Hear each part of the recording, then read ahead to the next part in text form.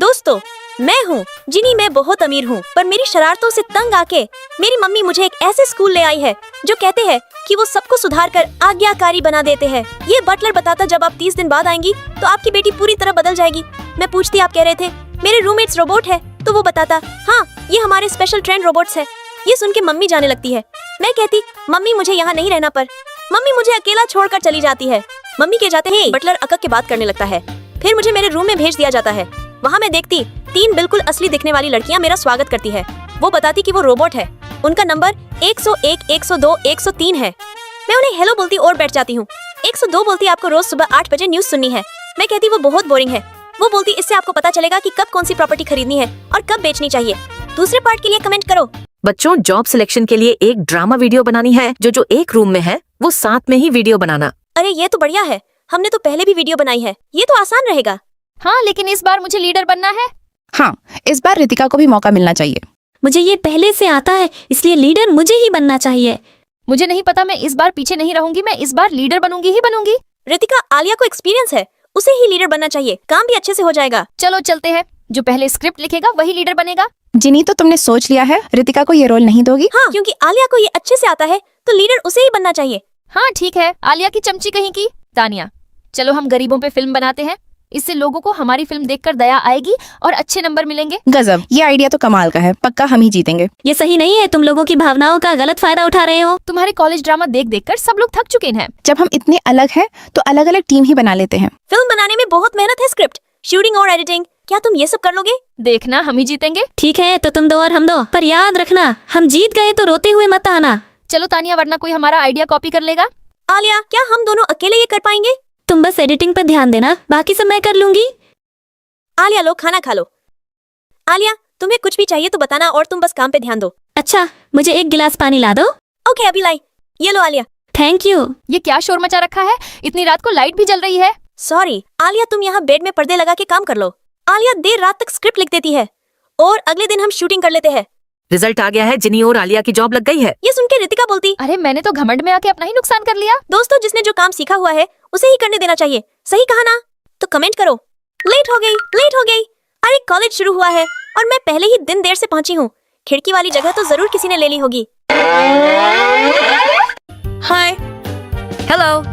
तुम लोगों ने पहले से अपने बेड चुन लिए? नहीं, स्कूल ने जो नाम चिपकाए हैं उसी हिसाब से बेड मिले हैं। तुम्हारा तो खिड़की के पास नीचे वाला बेड है। हम सब तुम्हारा ही इंतजार कर रहे थे। चलो साथ में खाना खाने चलते हैं। मेरे पास ज्यादा पैसे नहीं, तो 500 रुपए से ज्यादा खर्चा मत करना। तुम बस हाँ करो, अभी चलते हैं। बताओ। रुको जिनी, तुम पहले अपना सामान रख लो। कोई बात नहीं। थोड़ी देर में खाने वालों की भीड़ बढ़ जाएगी क्योंकि सबका खाने का टाइम होने वाला है। मैं अपना छोटा हॉट पॉट अपने साथ लाई हूँ। क्या सच में? मैं देर से आई हूँ। क्या तुमने कोई ग्रुप बनाया हुआ है? अरे हाँ, तुम अभी आई हो, मैं तुम्हें अभी ऐड कर देती हूँ। ठीक है। सुनो, मुझे एक डिस्काउंट कूपन मिल गया है। रुको, मेरा पेट दर्द कर रहा है, मैं पहले वॉशरूम होकर आती हूँ। सब मेरा इंतजार करना। सब मेरा इंतजार कर रहे थे। कितने अच्छे लोग हैं। सावधान रहना, कहीं किसी चीज से टकरा मत जाना। वाह, सबने सिर्फ मेरे लिए रात को फोन की लाइट जलाई ताकि मैं टकरा न जाऊं। अरे मैंने तो बिना कूपन के पूरी कीमत देकर कॉफी खरीद ली। कोई बात नहीं, अगली बार ध्यान रखना। मेरे रूममेट्स कितने शांत हैं, उनमें जरा भी अकड़ या बुराई नहीं है। लेकिन मेरा खर्चा थोड़ा कम है, इसलिए मुझे पैसे बचाने होंगे। चाय या कॉफी का पेपर बैग जूतों को पैरों की धूल से बचाने के लिए इस्तेमाल किया जा सकता है। उठो, उठो, जल्दी उठो। जिनी, अभी तो 8:30 ही बजे है। लगता है तुम सब सुबह सुबह रनिंग नहीं करते, इससे तुम्हारी हेल्थ पर असर पड़ता है। मैं ये सब तुम्हारे लिए कर रही हूँ। आज से रोज रनिंग करेंगे। अरे वो तो जिनी है ना? मैंने सुना है अब वो बड़ी क्लास वालों के साथ है। बेचारे कितनी मुश्किल होती होगी उन्हें। ये दवाई P low. Thank you mummy. तुम्हें सर्दी हो गई है, जल्दी सो जाओ। और ये फोन मैं ले लेती हूँ। आज राधिका पूछती कहाँ खाने चले तो मैं कहती वही जहाँ जाते हैं, तो मैं सीट बुक करने लगती हूँ, पर मुझे ब्लॉक कर दिया है। तभी रिया बोलती ग्रुप में मैसेज आया है कि जो कहीं और खाने जाएगा उसे ग्रुप में नहीं रखेंगे। टिया आती और कहती दुकान वाले ने मुझे कहा कि मैं अपने दोस्तों को दूसरी दुकान ले गई, मैंने उसके साथ धोखा किया, पर ये तो हमारे दोस्त की पसंद थी। तमन्ना बोलती लगता है अब कॉलेज पूरे होने तक तुम उस दुकान पे नहीं खा पाओगी। मैं कहती क्या मैं जाके उनसे माफी मांग लूं? टिया बोलती नहीं, तुम पैसे दे रही हो और फिर भी तुम्हें माफी मांगनी पड़ेगी। नहीं, हम कस्टमर है, पैसे देकर चीज ले रहे हैं, कोई एहसान नहीं हो रहा। अगले दिन जब मैं नेल्स बनवाने गई तो वहाँ काम करने वाली नखरे करने लगी और कहती ये नहीं हो पाएगा, वो नहीं हो पाएगा। मैं कहती ठीक है, तुमसे जो हो वो कर दो। फिर वो कहती अच्छा पहले मैं स्टोरी लगा लूं। मेरी कस्टमर मुझे ये देकर गई थी। मैं ये देखकर बोलती, क्या मैं भी तुम्हारे लिए एक छोटा केक मंगवा दूं? तो वो खुश हो जाती है और कहती, मैं तुम्हारे नेल्स का काम बहुत अच्छे से करूंगी। थोड़े दिन बाद मैं सबको बताती कि जब भी मैं नेल्स बनाने के लिए फोन करती हूँ तो वो कहते कि बुकिंग फुल है, क्यों ना मैं उन्हें कुछ गिफ्ट कर दूं जिससे वो खुश हो जाए। टिया बोलती, नेल्स बनवाने भी तुम जाओ, पैसे भी दो और उन्हें गिफ्ट भी देना पड़ेगा। क्यों? नेल्स बनवाने क्या फ्री में जाते हैं? हम पैसे दे रहे हैं, हम कस्टमर हैं। और फिर जब हम रेस्टोरेंट गए तो टिया कहती, हमसे पहले आए लोग भी खाना खा के चले गए। तभी वेटर कहता, आज स्टाफ कम है, जिनी तुम्हारा खाना अंदर किचन जाके ले आओ। इसके बाद घर पर टिया मुझे समझाती कि पैसे दे रही हो, तुम्हें काम क्यों करना पड़ेगा। अगले दिन मैं नेल्स बनवाने जाती तो काम करने वाली कहती, तुम मेरे लिए कुछ लेके नहीं आई। तो मैं कहती, अच्छा पैसे भी दो, गिफ्ट भी लेके आओ। मैं कहती, अगर तुमने काम ठीक से नहीं किया तो मैं तुम्हारी शिकायत करूंगी। फिर रेस्टोरेंट वाले का फोन आता, वो कहता, तुम आती नहीं आजकल। मैं कहती, अच्छा मुझसे काम करवाना है तो एक दिन काम करने के पैसे भी दो। इसके बाद मेरी दोस्त कहती, अब तुम समझदार हो गई। मेरी आंखें खराब हो गई। हमारा कमरा इतना साफ कैसे? ये हमारा हो ही नहीं सकता। ये तो हमारा ही कमरा है। मैं आप सबकी छोटी बहन हूँ, मुझे टीचर ने आपके साथ रहने भेजा है। हमारा कमरा इतना साफ हमने पहले कभी नहीं देखा। छोटी बहन कम, तुम तो हमारी बड़ी बहन लग रही हो। तुम नहीं आई हो। तुम्हारा बर्थडे कब का है? मेरा बर्थडे 2007 का है। मेरा 6 का। और हमारा 5 का है। तुम अब से हमें दीदी बुलाना। ठीक है बड़ी दीदी, दूसरी दीदी, तीसरी दीदी।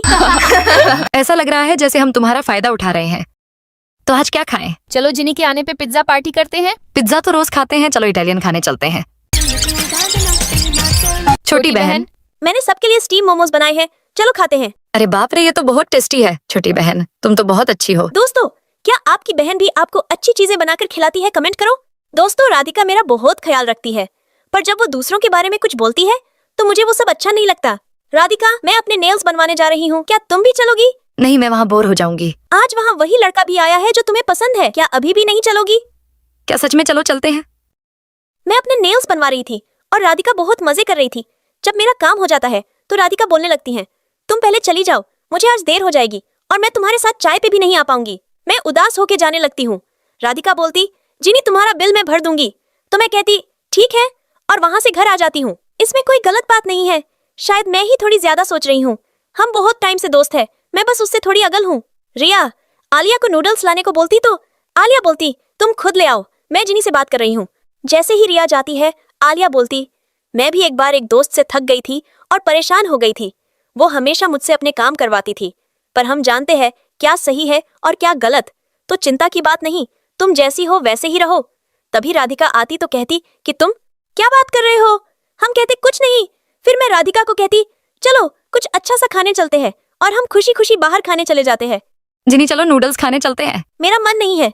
क्या हुआ? आजकल तुम उदास लग रही हो। अरे ये मेरी बोतल है। मेरी टूट गई थी तो मैं तुम्हारी इस्तेमाल कर रही हूँ। हम तो एक ही रजाई में सो चुके हैं, फिर किस बात का डर? मैं पहले पार्सल लेने जा रही हूँ। पता नहीं क्यों मैं अब इन छोटी छोटी बातों को याद रखने लगी हूँ।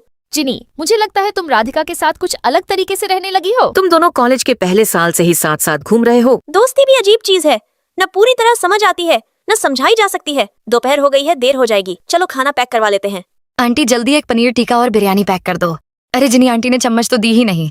तो वापस जाकर ले आओ। बकवास, एक चम्मच के लिए अब मुझे फिर जाना पड़ेगा। मुझे अपना टाइम खराब नहीं करना। क्या इतनी छोटी बात पे परेशान हो रही हो? मैं तुम्हें दोस्त समझकर ही ये सब खुलकर बोलती हूँ। उस दुकानदार की तो किस्मत ही ऐसी है कि कैंटीन में काम कर रहा है। ऐसे लोग अपने बच्चों को भी ठीक से नहीं पाल सकते। राधिका हमेशा अपना सबसे बेफिक्र और असली रूप मुझे दिखाती थी, कहती थी यही असली मैं हूँ, लेकिन मुझे उसकी यूं ही की गई कड़वी बातें पसंद नहीं थी। मैंने बहुत सारी नौकरियों के लिए आवेदन किया, लेकिन कहीं चयन नहीं हुआ। सुनो, जिस कंपनी ने तुम्हें इंटरव्यू के लिए बुलाया है उसके एचआर के बारे में थोड़ा बुरा बोल दो, फिर देखना। मेरा ऐसा मतलब नहीं था। कितने सीधे हो तुम। मैं तुम्हारे भले के लिए कह रही हूँ। तुम दोनों के अंक लगभग बराबर हैं। अगर वो बाहर हो जाए तो नौकरी तुम्हें मिल सकती है। मैं सच में हैरान थी, किसी के मन में इतनी अंधेरी सोच कैसे हो सकती है। ये बड़े चेरी मैंने छिपा कर रखे थे, दूसरों को नहीं दूंगी, सिर्फ तुम्हें। उसकी खास परवाह मुझे अच्छी लगती थी, लेकिन उसकी बुरी सोच मुझे परेशान करती थी। ये दोनों भावनाएं हमेशा मुझे परेशान करती रहीं। दोस्तों, हम सब अपने नए कॉलेज में अपने नए रूममेट का इंतजार कर रहे थे। तभी ये आंटी अपनी बेटी को लेके आ जाती है। हम कहने लगते हैं, आंटी लगता है आप गलत जगह आ गई हो। आंटी बताने लगती है उनकी बेटी राधिका बचपन से ही जीनियस है। राधिका भी बताती उसने स्कूल बहुत जल्दी पूरा कर लिया है। फिर राधिका की मम्मी कहती, मैं जा रही हूँ, तुम दोपहर को काम पे आ जाना। राधिका भी हाँ कर देती है। मैं कहती, दोपहर को तो हमारी क्लास है। राधिका कहती, कोई बात नहीं, मुझे सब पहले से आता है। राधिका एग्जाम देने भी नहीं आती है। फिर हम सब उससे मिलने चले जाते हैं और उसे थोड़ा बहुत कॉलेज का काम भी बता देते हैं, पर उसकी मम्मी हमें जल्दी ही वहाँ से भगा देती है। ताकि राधिका एक्टिंग पे ध्यान दे और पैसे कमा सकते। हमें उसकी मम्मी की बात मानकर वहाँ से आना पड़ता है। हम सब उन्हें थैंक यू बोलकर वहाँ से चले जाते हैं। दोस्तों, आज मैं मेरे जैसी सेम टू सेम दिखने वाली लड़की से मिली। मैं कहती, तुम तो बिल्कुल मेरी जैसी डीटो कॉपी हो। वो कहने लगती, तुमने मुझे यहाँ क्यों बुलाया है? मैं कहती, क्यों ना हम दोनों एक दूसरे की जगह ले ले, क्योंकि मैं अपनी अमीर जिंदगी से बोर हो गई हूँ। वो बताती, उसकी माँ बहुत खड़ूस है और उसे स्कूल नहीं भेजा और रोज कपड़े और बर्तन धुलवाती है। क्या तुम ये सब संभाल लोगी? मैं कहती, हाँ, मुझे कोई प्रॉब्लम नहीं। तो वो भी मेरे साथ जगह बदलने को तैयार हो जाती है। मुझे राधिका ने बताया था कि इंटरनेट पर मेरे जैसी एक लड़की है जिसकी वीडियो देखकर मैंने उसे मिलने बुलाया था। राधिका और हमारे सारे दोस्त ये देख के सोचते कि मैं गांव में गई थी और कपड़े धो रही थी। मैं उन्हें बताती, ये मैं नहीं हूँ, और उससे मिलने के लिए उसे होटल बुला लिया था। इसके बाद मैं पहाड़ों के ऊपर गरीब डुप्लीकेट के घर जाने लगती तो मेरे पैर दर्द करने लगते हैं और ऊपर पहुँचते पहुँचते मैं बहुत थक जाती हूँ। जब तक मैं ऊपर पहुँचती हूँ मेरी कमर भी टूट जाती है और पहुँचते ही उसकी मम्मी मुझे डांट के घर के काम में लगा देती है।